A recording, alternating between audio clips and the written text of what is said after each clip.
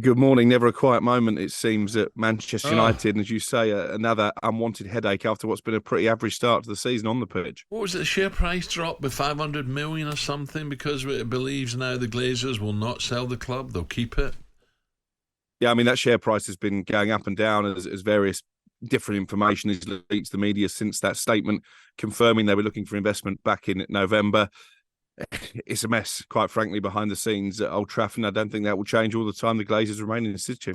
Yeah, What? in the papers as well. Sorry, Gab. Sorry, mate. And we got to be careful what we say Yeah. here. The latest with Anthony, Gabby's favourite player. But it's all over the papers. Yeah.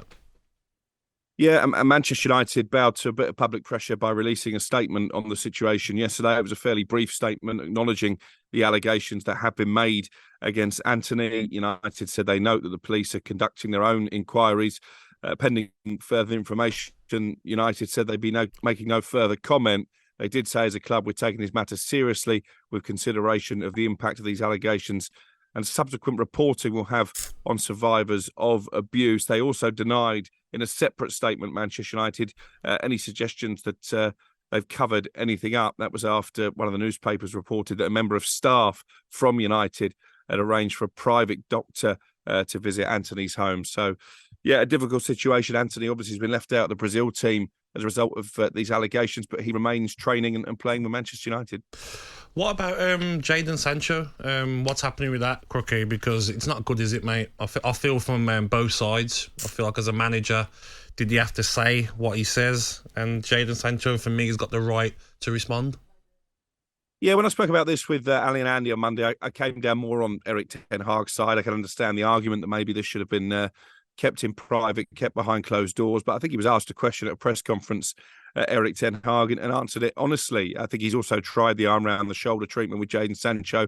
That hasn't had the desired effect. So maybe this is one last desperate attempt to get him playing to the best of his potential. It's amazing that Sancho has started 56 games for United. He's made more than 80 appearances, and it's difficult to remember too many of those where he's really made any kind of impact at all. So it's a difficult situation.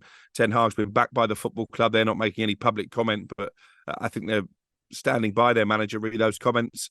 What I would imagine is happening now is that talks are taking place at the training ground between Sancho and Ten Hag to try and patch this up, because I don't see a scenario where Sancho leaves the football club. The transfer window in Saudi Arabia closes today. There's no suggestion that he's on their list of players they could attract to the Pro League. So between them, they need to find some middle ground, because he's an asset and he's not shown enough at the moment to justify that price tag and the wages that he's been taking. What about Alex? Is Ten Hag? Is he losing it? Is he losing the dressing room here? I've not been told that. Obviously, one of the things a lot of United fans liked about Ten Hag when he came in was that he was hardline. He dealt with the Cristiano Ronaldo situation. He dropped Marcus Rashford for a game at Wolves because he was late for training. Rashford came off the bench and scored. I think for too long there was a feeling among the fan base that these players have been mollycoddled by previous managers. But it's a fine line, isn't it? It will depend on the popularity of Sancho in the dressing room. I'm sure there will be some players in that Manchester United dressing room that don't particularly like the way that Ten Hag has dealt with this situation. And when you're not winning games, they haven't been at the start of the season, it doesn't take too long for that internal pressure to build up externally. Alex, just one last one. We're reading this morning. John Terry could be on his way to Saudi.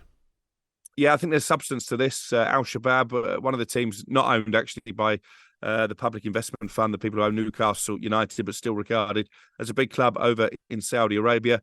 I'm told that John Terry is going to make a trip over there during this international break, and that he is confident that he will be offered the job. We know that he's been desperate to get into management for a long time. He was number 2 to Dean Smith at Villa and for a period at Leicester. He's been coaching the youngsters at Chelsea. They won't stand in his way. So I think if he gets offered this job, John Terry very likely to follow his former England teammate Steven Gerrard to the Saudi Pro League.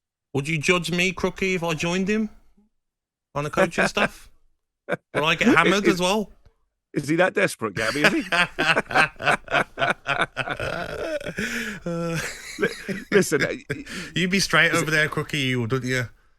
well, listen, I know where you're going with this. It's huge money that John Terry's been offered, Yeah. but also in this case, it's an opportunity to get a job in management. I know he's tried for a lot of jobs in this country. It hasn't happened for one reason or another. So, yeah, I probably don't hold this against John Terry, to be honest, to go and try his hand in frontline management. talkSPORT Breakfast with Alan Brazil. Thursday and Friday morning, 6 till 10. On AM, on DAB, via the talkSPORT app and on your smart speaker. talkSPORT.